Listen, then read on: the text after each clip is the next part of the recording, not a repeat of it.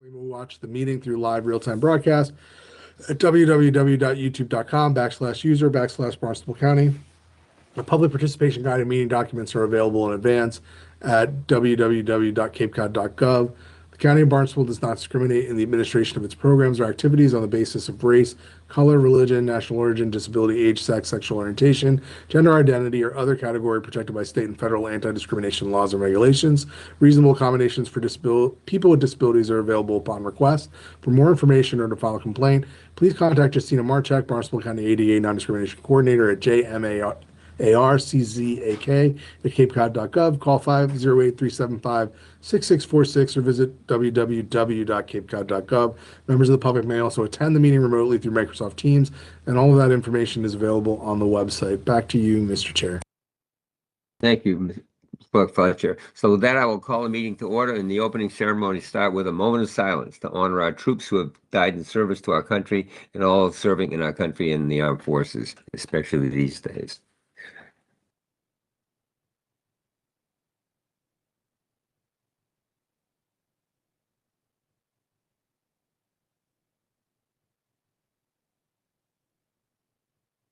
Thank you. With that, I'll call for the Pledge of Allegiance. For those who can stand, please do.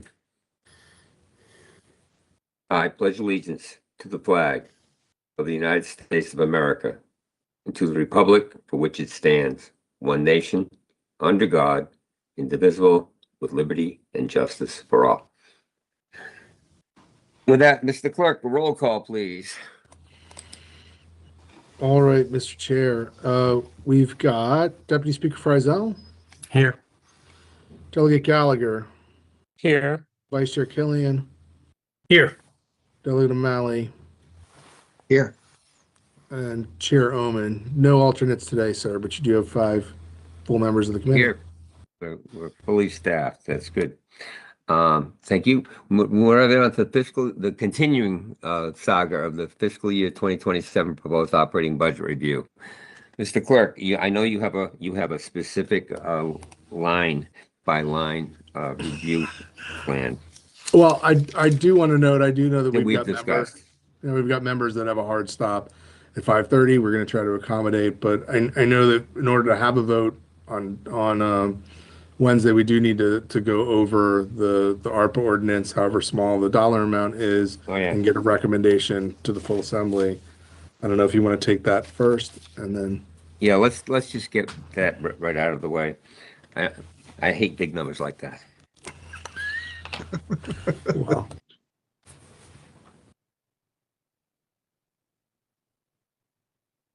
So, who would like to speak to this from the administration? Good afternoon. I'm here, Vera Harik, Assistant County Administrator. Through the chair, this is a what we call a cleanup ordinance colloquially. Really, we have various tranches of funds that were appropriated by the commissioners in the assembly for expenditure for specific purposes. And when one proposes to move funds from one tranche to another, it needs to come back before the commissioners and the assembly in the form of an ordinance. And this one is a relatively small one. There's basically the funds to the towns mostly were divided up mathematically, which left some sort of less than $1 here and there versus what the towns actually applied for. The towns applied in round numbers, however, they'd been allocated a round number plus some cents. And those five allocations, as you'll see in the ordinance, four of those, just make it in front of the ordinance first. Sorry. It's been a while since I wrote this. 3 applied for a round number, leaving 40 cents, 11 cents, 27 cents on the table. The town of Harwich returned, in spite of our best efforts to spend it, it returned $5.31 to the county. It simply couldn't make it work to sort of, break up an invoice into a couple of portions in order to do that, which is fine. This is a de minimis amount of money.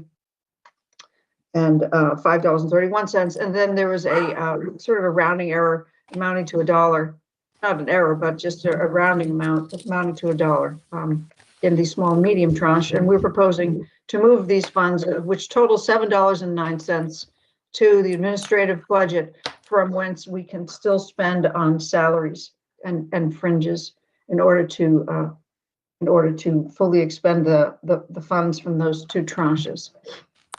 Very good. Now, are there any questions for the administration on this $7 and change? Seeing none, Delegate Frizel. Yeah, just a quick question. I think, don't we have to, under the ARPA rule, we have to spend everything, right? And otherwise we lose the money, don't we, or something?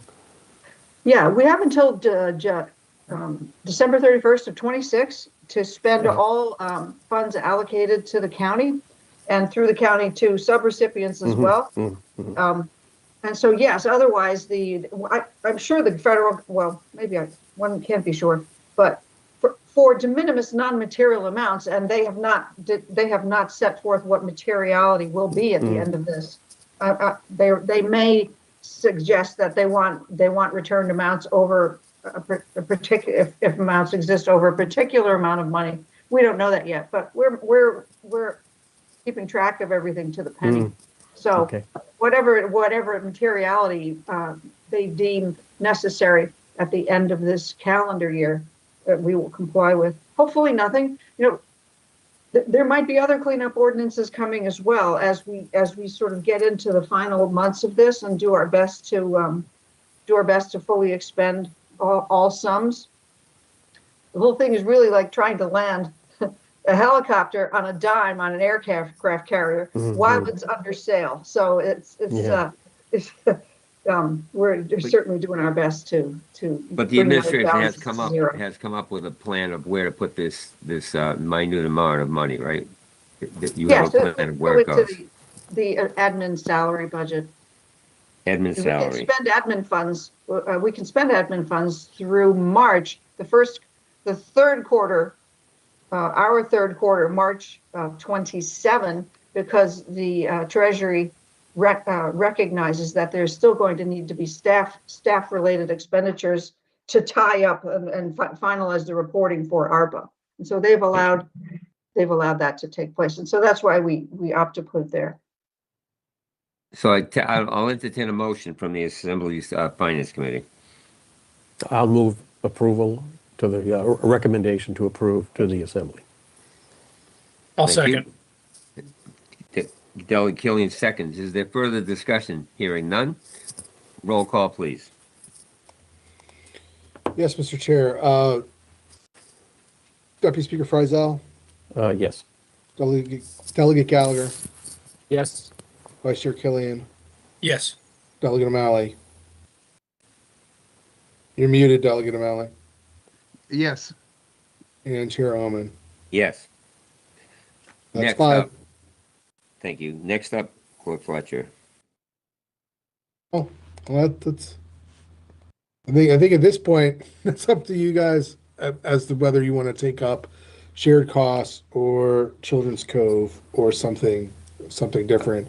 Just with the sense that we've got to be done with all of the recommendations of the budget today, and I think we're still missing recommendations from the Finance Committee, I believe, on Children's Cove and shared costs only. But if someone wants to, Well, let's go with shared costs. It's right at the top. I believe Treasurer Coppola is here. May I call on you, ma'am? Good afternoon, Chairman. It is. I'm pleased to provide the committee with a breakdown of health insurance line items that would total the $200,000. And I'm assuming this is what when you say shared services, maybe that's not what you're referring to. Well, let's go with that because that's a very important thing to clean up so we can get this budget rolling along and to the full assembly for their deliberation. Please. Well, presented before you is a worksheet that includes the savings for health insurance for all the departments within the general fund. The amount that it actually totals is $237,000. The ordinance before you is for $200,000. So I reduced the retiree health insurance reduction accordingly. For 37 extra $1,000? Yes. So it's two different tranches of money, one 200 grand that the assembly can consider by ordinance to perform that, to approve that study, and 37 goes to back to retirement. It seems pretty straightforward to me, but I'm one of 15. Okay, questions from the board? Delegate Brazel, I know you have one. Yeah, thank you. So this would be retirement, when we say reduce 37,000 in retirement. Can you explain that a little better for me, please? So the total for retiree health insurance, the Mhm. reduction from 15% to an 8% premium increase. Yeah. Well, I reduced that line item because the total the total was $237,000 that the county would be saving Yep. in health insurance premiums. Right. And so I had to balance that out to $200,000. So I took it from the retiree portion of health insurance. Well, I Okay. guess I'm sorry. Wait, I know you have 200,000 for the indirect study, Mhm. but the going from 15 to 8 produced savings of 237,000. Correct. So that 37,000, which won't be necessary for the study, where is that going to show up as a reduction in some other budget somewhere? So I have that. This is only preparing for you the information for the $200,000. That would be a completely different conversation. I was asked to provide a list of accounts that would be reduced in the budget to equal that $200,000. So right now, the extra $37,000 would be residing in health insurance for retirees. So in effect, there's more than 8% provided for the retirees. So that's correct. There is additional funds that are in the proposed budget that would be included in that line, just like the dredge and just like Cape Cod Commission. They all have surpluses as well. I mean, if we don't need the 37,000 to pay the health insurance, why wouldn't it just be a reduction in the budget period? Right. So that's not what I was asked to provide. I was asked to okay. provide a list for the $200,000. Okay, I understand what you were asked to provide. I guess I'm throwing the question out now to my fellow members of the committee, as well as to the administration, whether we leave $37,000 extra in retiree health insurance, or whether we just say 37,000 less in the total budget. So the budget comes down from 26 million, et cetera, by the 37,000. That's what I'm asking. I have two requests for comment, and one is Administrator Dutton.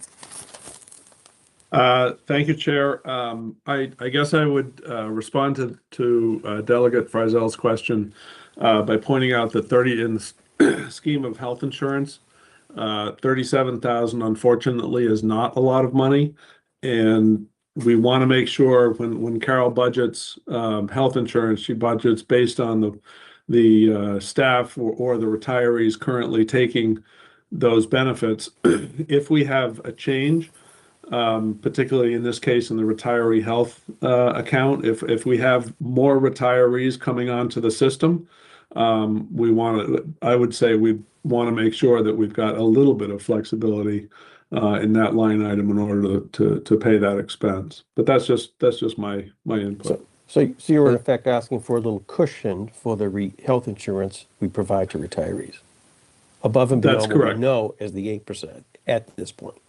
And Correct. essentially, that stays in the budget. The It stays in the 37 grand budget, in the Yeah. retiree budget. Yeah, that's fine. Now I understand. Delegate O'Malley, please. Right. I was going to suggest that, it's a little frustrating to see budgeted amounts consistently above what is actually expended. And if we don't need this money, I would suggest we either take it out of the budget, we amend, or we put it towards the OPEB, money that we pay off every year. On the other hand, what I'm hearing is the variability and the somewhat unpredictability of these costs as people change plans. I'm not opposed to leaving that in the budget. If we don't have it at the end of the year, it comes back to the general fund. I agree with that. I agree with that thought process. I'm glad that now the biggest number is that we have to at some point recommend the 200 grand to the full assembly, and we haven't done that yet. So, or not recommend it. We have that option in front of us now that we know where the 200 grand is, and we have the path for the other 37. So, that being said, Delegate Frizzell. Thank you, Mr. Chair. I'm in favor of the study. I was in favor of it before. But now I'm even more in favor of it because it's coming out of not reserve funds, but it's coming out of the budget for FY27. And fortunately, we don't have to spend as much on health insurance. But I think this has some real benefits to the county budget to produce some better, more efficient costing, and perhaps additional reductions in expenses for the county, and maybe some additional revenues for the county. I don't see a downside to doing it. I think we have the funds to do it. So I would recommend that we vote favorably as a recommendation to the Assembly to accept this package of reductions to group and put it into the indirect study, which I would ask, if we do that, if that's going to go somewhere in shared costs in the miscellaneous budget item. In my humble opinion, it belongs in shared costs, but we have experts in the field. We have Administrator Dutton right here in front of us. Is that a good plan to put this place to exactly where you want this 200 grand in shared costs? I apologize. I didn't hear the entire question, but if in terms of allocation, I would defer to Carol on that question. Glad to hear that. Okay, Director Coppola, what is the proper place to shared costs for this $200,000 so we can make an appointment to the full assembly of delegates to our thoughts with a vote after your comment. Thank you. I would suggest that the funds should be in the administrator's budget or the commissioner's budget under professional services. And that's the proposal that I had before you. Okay. Okay, so do you think it belongs in the administrative budget? Yes, sir. Okay. Okay, got it. I'll copy that down. So that would be a so-called category D item in the commissioner's budget. Category D. Delegate Frizzell, I would appreciate it if you could form Sure. that in the correct language to Sure. the Finance Committee. So I would move that the Finance Committee recommend approval of the expenditure of $200,000 in the category D of the Commissioner's budget for FY27 for the purpose of an indirect rate study, and to finance that $200,000 that we reduce the fringe benefit article in several departments as listed in the memorandum from the Director of Finance, which is category C in each of those budgets under fringe benefits, to finance the $200,000, leaving the extra $37,000 in the health insurance for the retiree health insurance budget. Thank you. Do I need a second for that? I'll second that long motion. Doug Healing seconds. Is there further discussion from the Assembly Finance Committee? Seeing no hands raised, roll call, please, Mr. Clerk. Deputy Speaker Frizzell, Yes. Delegate Gallagher, Yes. Vice Chair Killian, Yes. Delegate O'Malley, Yes. Chair Oman. Yes. That's 5. Thank you so much. All right. Clerk Fletcher, what's your pleasure next? Do we have anything, or should we go right to the Cove? I think Well, we that's have the debt last service. Let's do debt service first. Let's save the best for last. I think that, as Mr. Chairman. I think that where we left off on this, I think it's the only shared expense item or category, miscellaneous, et cetera, is the debt service from the last meeting. And I think it was pending some additional information from the Director of Finance about any cost we could incur if we were to prepay those debts. And I guess that information may or may not be available. Can ask Ms. Coppola about that. I would recognize Treasurer Coppola, please. Thank you. I did hear from the county's financial advisor this morning that she would have to get back to me on if there was any additional cost. And so I don't have that information at this moment. Mr. Chair, if we were, through you to the Director of Finance, if we were to pay these debts off, I imagine the source of financing that would be from our undesignated general fund, reserve fund balance. Is that accurate? Director Coppola? Well, I suppose that you have many options. You could propose them to come from a stabilization fund, or you could propose them to come from your undesignated or unreserved fund balance. So certainly that's your purview of the assembly. But we can't do that right now because we don't have the No. number to Correct. attack. Yeah. Okay. I get that. Then, Mr. Chair, with the state of our information about this, I for one, I'm not keen about tapping reserves without certainty. So I suppose we could move to keep this budget as is, as proposed from the board. But I'd certainly like to hear from other members if they have a different point of view about it. From the committee, please. Anyone? Any other further discussion? Even my only opinion was I would like to see us use our reserves or our stabilization fund to reduce debt. I think that's just smart government. So once that happens, I would be in favor of this. I don't think I want to hold the budget up for this particular issue. Now I see Delegate Killian. Thank you, Mr. Chair. So when could we anticipate receiving the information that we're lacking? Is that something we're going to be able to get in time to affect the budget?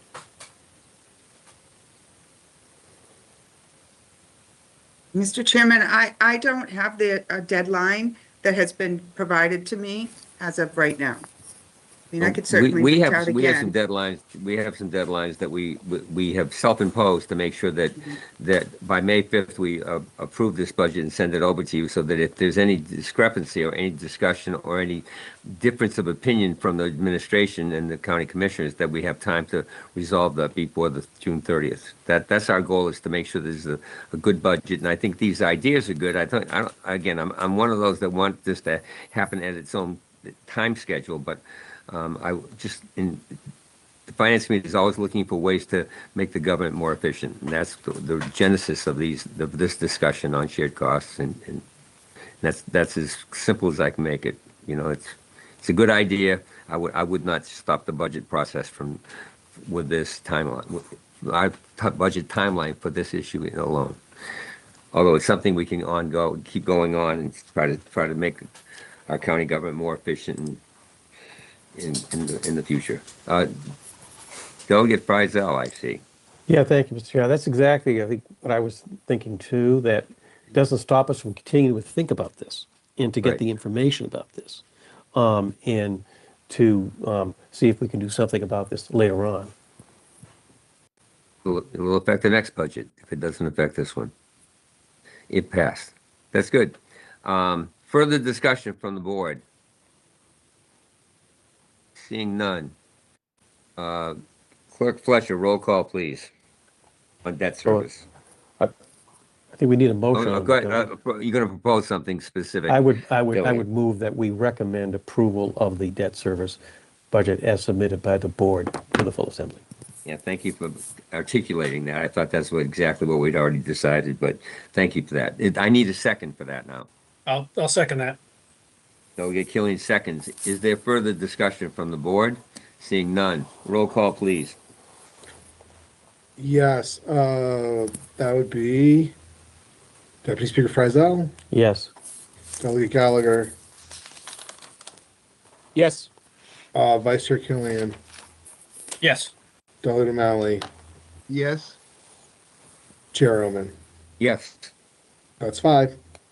Thank you. Next. What's next we have, as you know, the agenda does not have anything specific, so in deference to people that have to leave at 5:30, what's next up there for you, Clerk Fletcher?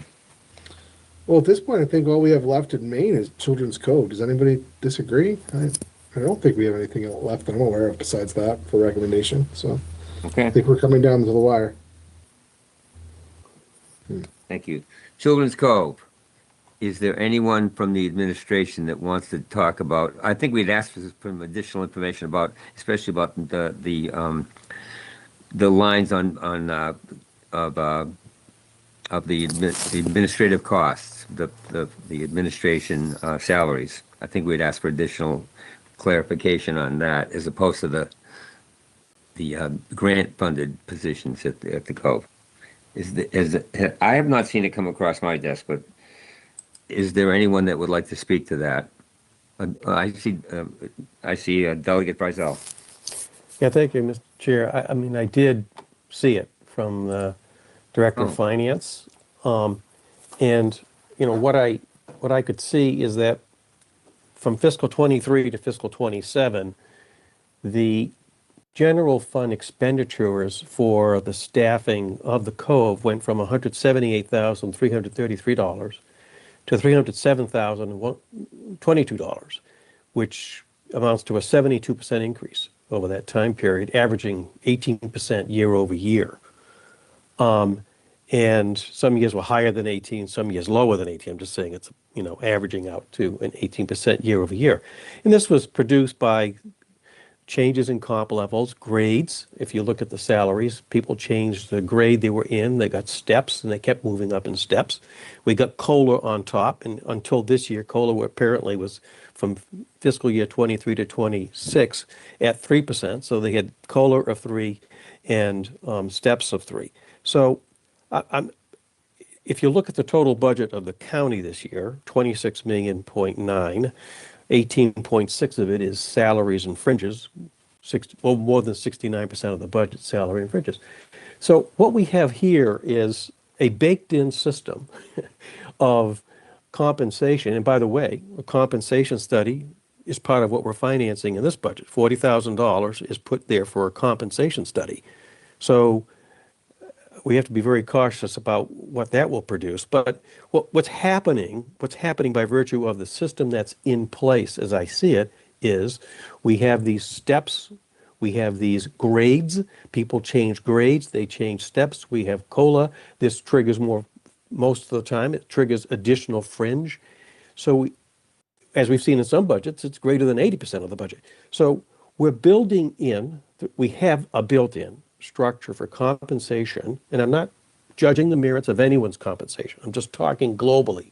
We have a built-in structure of compensation that is going to have to be in some way reshaped at some point. It's probably not this year, but when you look at the budget book, the Director of Finance has projected out from this year, and we start next fiscal year 28, with at least $1 million or more.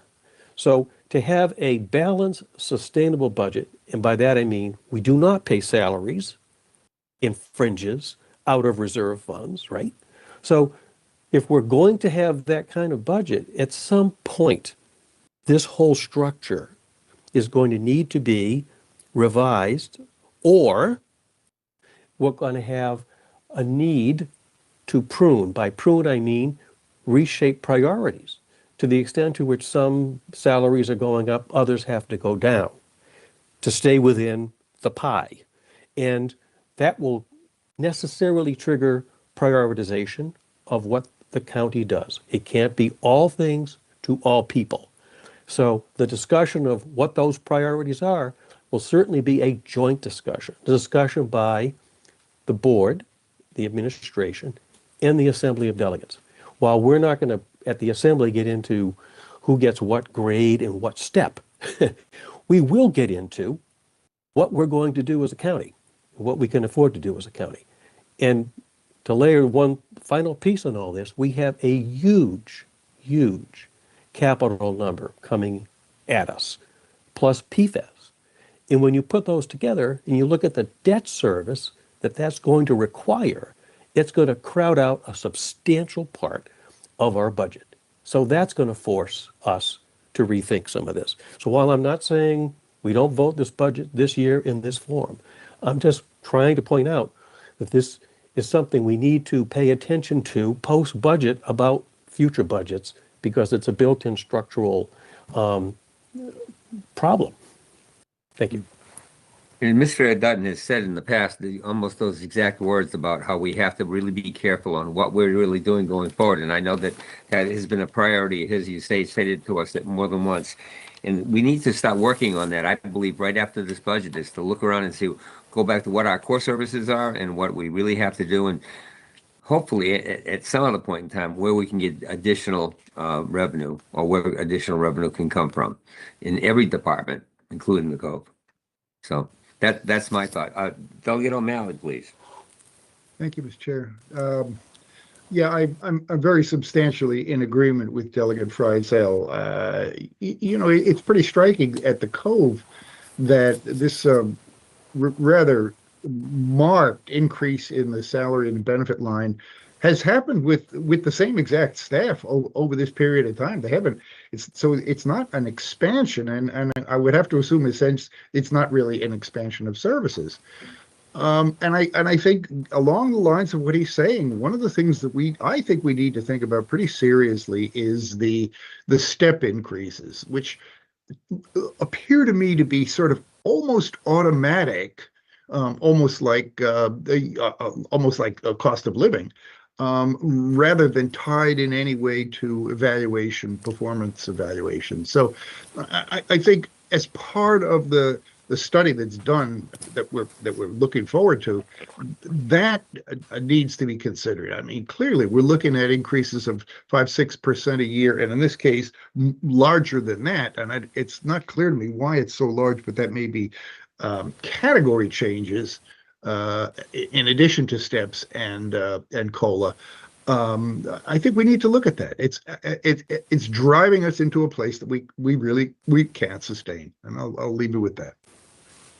Thank you.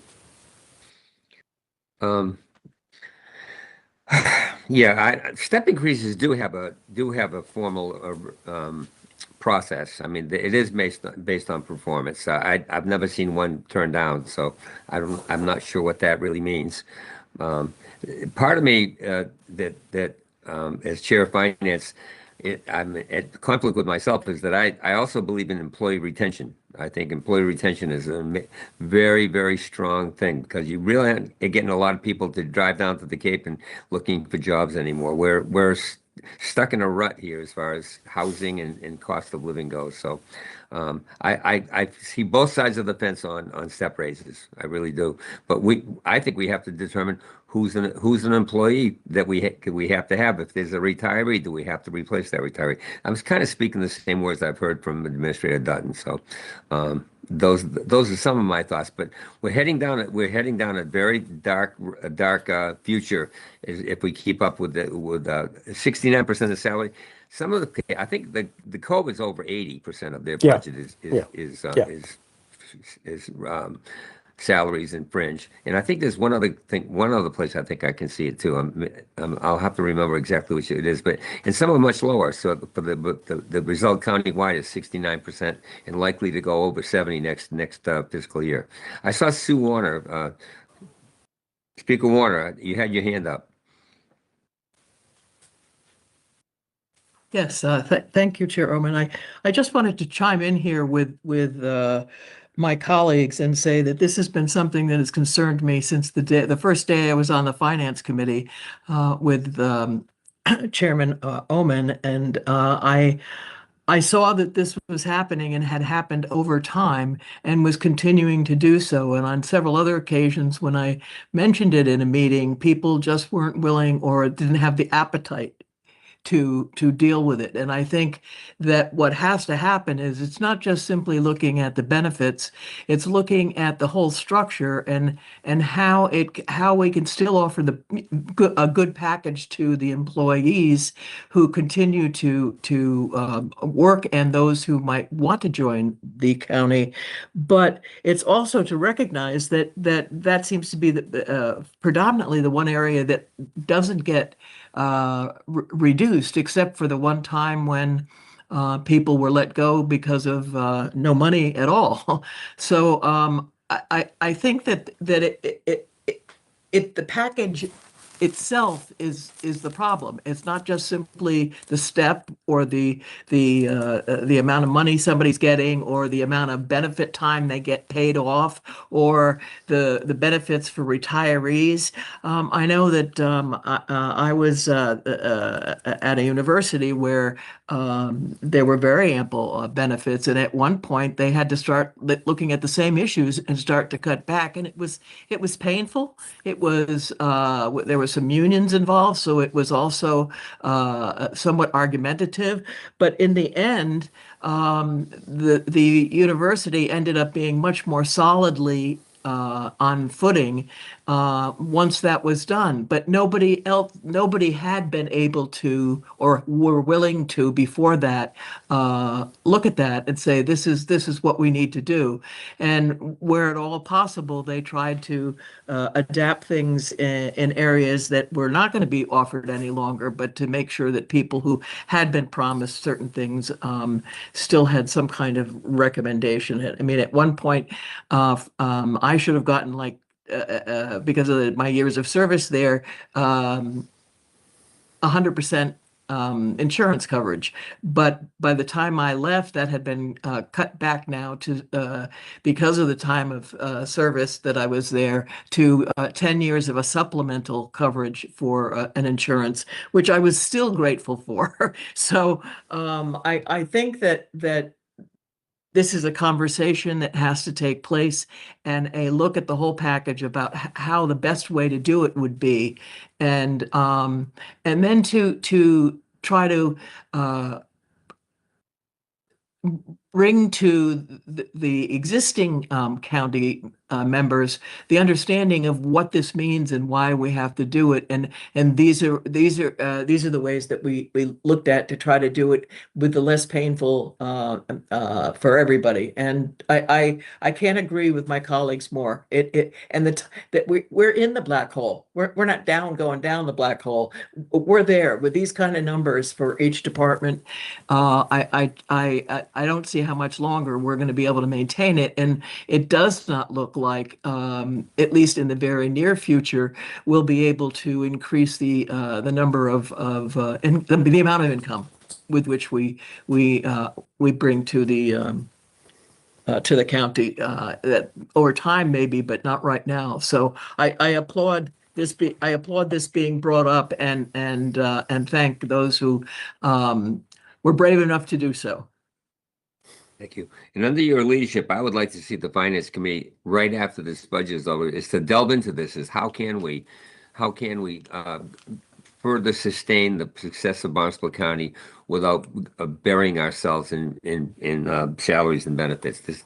It's a tough question. When I got on the assembly, they were firing and laying off people with the closure of the county hospital. And it was very painful. And I was very new then, but I could feel the pain. At that point, maybe the membership of the assembly here could realize that because of that pain, 8 members of the assembly in one term just quit and didn't come back because it was so painful with the closing of the hospital. So I don't want to ever see that again. I know that our revenues are flat and in danger from the federal government as it stands right now. So I think that as soon as this budget is over, however painful it is to sign it, I think we have to really talk to the administration and the leadership in the administration about what we can do to sustain Barnstable County going forward, especially from this point of view, the salary. And again, we want great employees. We want the employees to be fairly paid, but at some point in time, the rubber's going to meet the road, and I think we're already there. I think and I really thank Delegate Friesel for continually bringing this up because it's alerted us in a very real way what we're facing going forward. So, with that said, are there any other people on the assembly that would like to discuss the code? I will entertain a motion.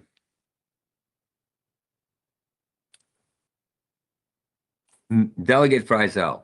Yes, Mr. Chair, I would move that the committee recommend to the assembly the approval of the code budget as submitted by the board. Thank you. I need a second. I'll second. Delegate Killian has seconded. Further discussion. I think we've talked this one out, but I think we really need to dive deep right after this budget is over and how we can come up with creative ways to sustain Barnstable County going forward. I just think we can't wait till next budget season. We have to do it right away. We have to get together with the commissioners, the administration, and find out methodology. We got a $200,000 study coming up. We got a $40,000 study coming up. Let's find some answers to this question because I think we're all in the same boat. We're rowing upstream, and I think that everyone here wants the county to be successful for decades and decades going forward. And we're not heading in that direction. Director Coppola was just very dour, and truthful about when we do go into full deficit, but with the path we're taking. That was a very stark presentation she gave us to us several meetings ago, and I could lose sleep over it, because I love the county. I wanted to go forward. Mr. Clerk, if there's no further discussion, I'll ask for a roll call. All right. Deputy Speaker Friesel, Yes. Delegate Gallagher, Yes. Vice Chair Killian, Yes. Delegate O'Malley, Yes. and Chair Oman. Yes. That's 5, Mr. Chair. Okay. I think that concludes our agenda on the fiscal budget review for this FY 2027. That being said, I see Delegate Friesel.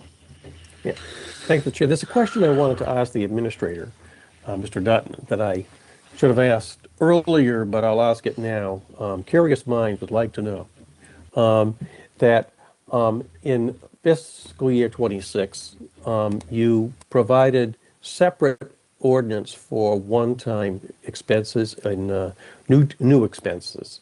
But this year, we did not have a separate ordinance for that. Everything was rolled into the one operating budget ordinance. I'm just curious at your thinking why this year you did it differently than last year. Through the chair, that's a very good question, and I'm glad somebody noticed. It was something that I thought was helpful, going to be helpful last year by separating out, the one-time expenses compared to ongoing expenses, thinking that it would make budget comparisons a little bit easier year after year after year. It met with a lot of confusion because I realized that the county had sort of budgeted the same way for as far as anybody could remember. And so, just based on the confusion that it seemed to generate, I thought, okay, well, let's go back to what people know. I do think it's worth a discussion. The reason I did that was because I was trying to create sort of a way of doing it that was reflective of how towns have to do it. Cities and towns have to do it, or mostly towns. They have a regular operating budget, and then sort of one-time, whether they be capital expenses or one-time expenses, are dealt with differently on town meeting floor and usually voted out of either free cash or some sort of designated fund. But the short answer to your question is it just proved to be a little too confusing to folks to do it that way. I do think if we're going to have more discussions over the summer with the Finance Committee about areas in which we can, about the general mission of the county and what what is worthy of a regional service and what may not be. I think this is also something that we should have conversations about. So that's a very long answer to your short question. Yeah, thank you. I agree with you that in our post-budget discussions, we need to kind of have that for our own purposes in our discussions to see some of that. Yeah, I agree with you.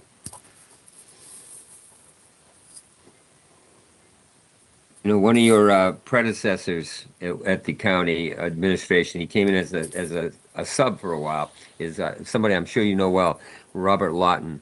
He was a 35-year guy from Yarmouth, and he knew everything. And when we were holding my finance committees, he would look at me and say, "John, I've been an administrator in town for 35 years. I feel like I'm learning an entirely new set of rules." So I'm glad that you have been a quick study in year one and corrected that in a great manner for year number two, and I'm really happy to see that. But that's a great start. But now we have to continue that great start, and we have to really figure out what our core services are and where that money's going to come from. I know that you said that, and I hold your feet to the fire on that, because I think I was nodding every time you said it. And I think that's what we need to do. And we can't wait till next budget season. I think now budget season is 12 months a year. We have to really figure this out, because we're rowing upstream. and that's not a way to have a long-term success. So that all being said, Delegate Frizzell, are you going to make the motion? Yeah, Mr. Chair, I'm going to have to disappear soon. So I wanted to know if we don't have any other budgets to approve for FY27, just on a couple of other things quickly on that will come up Wednesday. One of them will be the way of the Aqua Fund, whether we still have any answer from DEP so we could finalize and approve that ordinance on Aqua Fund. And the other thing, which will, I guess, be introduced at least, is whether we want to discuss now anything about the potential ordinance on transferring money in the FY26 budget for the burn building. So I'll lay those two out as possible items for update if we can. Thank you. Do you have any comments on that, Administrator Dutton? I certainly do. On the first item, DEP's language, I don't believe we have heard anything from DEP, which is not shocking, but accurate. And Carol can correct me if I'm wrong on that one.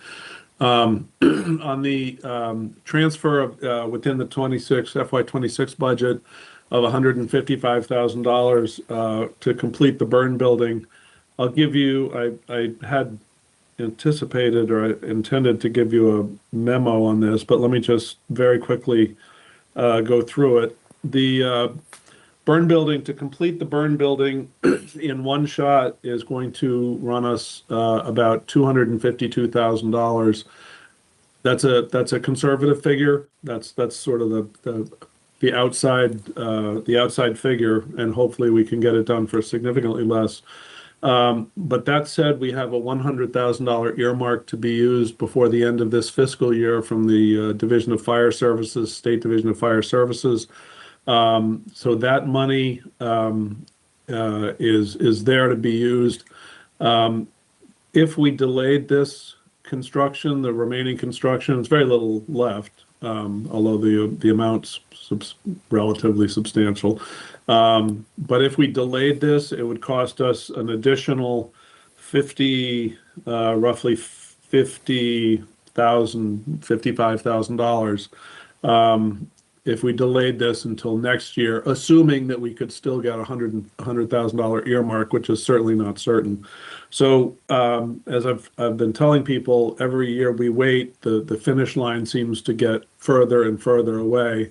And so I did not want to let this project continue on, and I'm hoping to wrap it up by June 30th of this year, so that the building can actually be used. Right now, it cannot be used as the final construction needs to take place. The final installation, it's essentially the installation of the live fire components. The propane powered live fire components, but because it's still within within the purview of the contractor. It technically cannot be used for any kind of training right now, and I want to get it turned over so that the Capes firefighters can train appropriately and move on. So that's very generally the overview. So, I don't want to appear thick. What's your ask? What's the timeline and what's the I'm ask? sorry, the ask is, you have a draft of the transfer ordinance. It's $155,000. And if we can get that relatively soon, the propane installer and the general contractor are ready to get this job finished by the end of the fiscal year. Which saves us $100,000 from the grant itself. Right, am I correct? Yeah. Well, it allows us to make sure that we're using the 100,000 earmark, state budget earmark that we currently have secured. But it also prevents us from having to extend the project into the next fiscal year, which would end up costing us an additional $50,000 to $55,000. Got it. Delegate Friesel, please. Yeah, Mr. Chair, is that, Mr. Dutton, is that a final, the 155?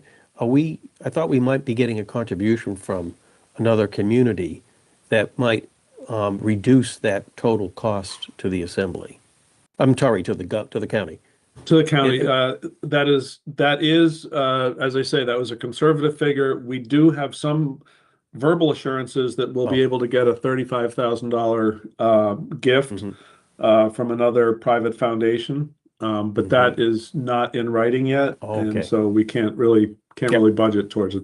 Anything not used to complete the very specific tasks in this building to be completed, anything not used for that purpose, will go back obviously to the general fund. Good. Yeah, but are we going to source the money in the first instance, from the reserve fund within the miscellaneous shared service account? I'm not sure where we're getting the 155. I will defer to Carol on that question, although I don't believe it's coming from there, but I will defer to Carol because it's not on my screen right now. Director Thank Coppola, you. please. Thank you. $100,000 would be transferred from that budget reserve, as you mentioned. And then an additional $55,000 would come from miscellaneous and contingency category to support the completion of this project.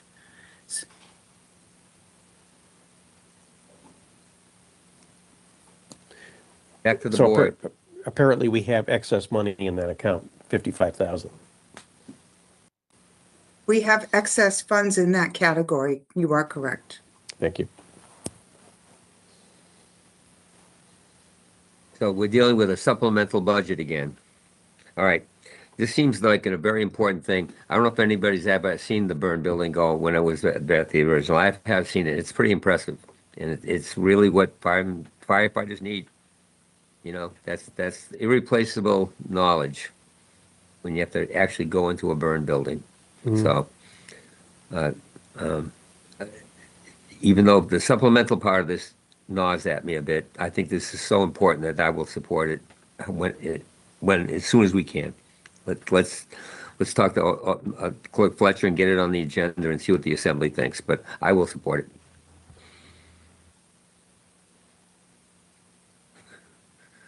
I think, though, Mr. Chair, that I'm trying to get at is I think the money here, even though it's a supplemental budget, if you will, I don't believe it's coming from the surplus, if you will, the general fund surplus. Right. It's coming Yeah. from a line Specific. item, in the budget already. Yeah. Right. Okay. Got it. Okay. So let's get that on the agenda. You know, let's get that rolling along so that we can make the right decision. Hopefully the Assembly makes the right decision. Clerk Fletcher, please. Is there anybody who wants to make a motion on this and a recommendation today, even though it's going to be introduced on Wednesday, just so we don't have to meet again as a finance committee just for this before the 6th of May, if that's the pleasure of the body? I would ask Delegate Friesel. He's very aware of this stuff and he's made most of them. Yeah, well, I would move that we recommend approval of this ordinance to the full assembly when it is on the agenda for a vote. Thank you. I need a second. I'll second that motion. Thank you. Delegate Killian seconded. Further discussion from the board? Seeing none. Can I have a roll call? Mr. Clerk? All right, Deputy Speaker Frizell, Yes. Delegate Gallagher, Yes. Vice Chair Killian, Yes. Delegate O'Malley, Yes, Chair Omen. Yes. All right, that's five, Mr. Chair. Thank you very much. If there is no further business, I will entertain a motion to adjourn. so moved. Delegate O'Malley and Delegate Killian. Roll call, please, sir. Deputy Speaker Frizell, Yes. Delegate Gallagher, Yes. Vice Chair Killian, Yes. Delegate O'Malley, Yes. and Chair Omen. Yes. Thank you all All for your right. valuable time. I appreciate it. I know I say it, but I mean it. It's been very productive, and it's what the county's supposed to do. I'm glad we're getting it done. Thank you. Good night, Good night everyone. to all. Thanks. All right, Good take night. care.